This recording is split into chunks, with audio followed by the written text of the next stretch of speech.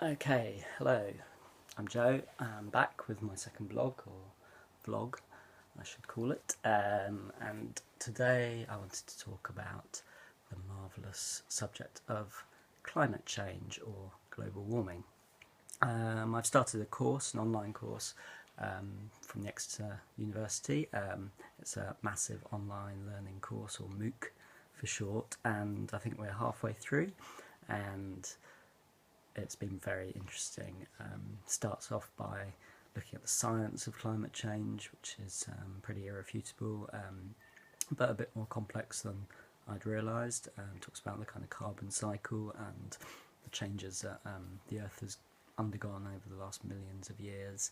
Climate change isn't a new thing, but the human-caused climate change that we're seeing now is new in the sense it's very rapid, and it's caused by this increase of greenhouse gases, carbon dioxide being the most significant one. So yeah, it's been very interesting, and this week it's been looking at some of the potential kind of ways we might mitigate against it, if mitigation is the right word. So the kind of technological fixes, and that's provoked lots of interesting debate within my mind and within the learning forums, where there are some really good discussions going on. The course itself is really good. It provides videos, it provides loads of links to articles, exercises, little tests. You can have a play around with some climate models, which was really good fun. And yeah, I think it's kind of very interactive and enjoyable, but also I kind of feel like the more you learn about it, the more depressing it becomes. And that, coupled with what I've been doing in my day-to-day life over the last few years, and then in the last few months, where I've maybe perhaps become more aware of my own carbon footprint and trying to make that smaller. But it can be a kind of lonely experience when all your friends aren't that bothered or think there's nothing we can do, so let's just bury our heads in the sand. The whole thing about flying and going vegetarian, things that you can do but things that aren't very popular, it doesn't make you very popular when you're the one going on about it all the time. And I watched a very interesting video today, I'll put in the link, about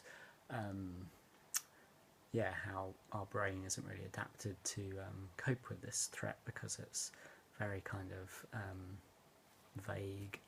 It's going to happen at some point in the future. It's not really affecting us now, or at least not most of us. And yeah, our brains are wired for more threat that involves our sort of personal space or family, or clear and present danger. So it's a real conundrum. It's the biggest challenge we face. Are we going to deal with it, or are we heading into oblivion?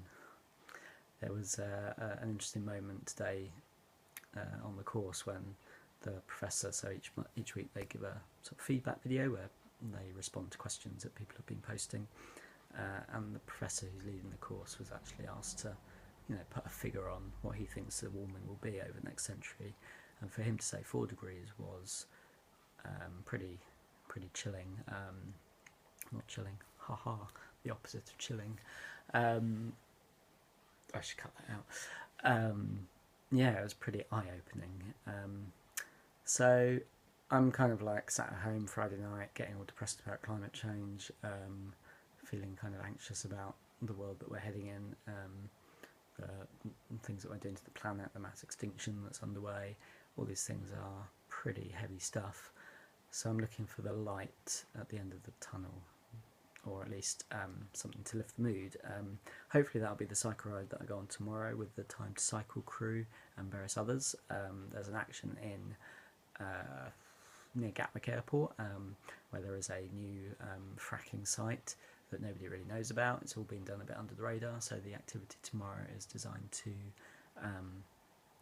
change that and to find out what's going on, and to just raise awareness, really, because it's kind of fracking on the sly, and we know that fossil fuels need to stay in the ground, and we need to really develop the alternatives, and rapidly, and that's not happening in the UK, despite what the government might say or what they signed in or pledged in Paris. So that should hopefully be a fun activity, and I'm looking forward to it. So maybe see you there.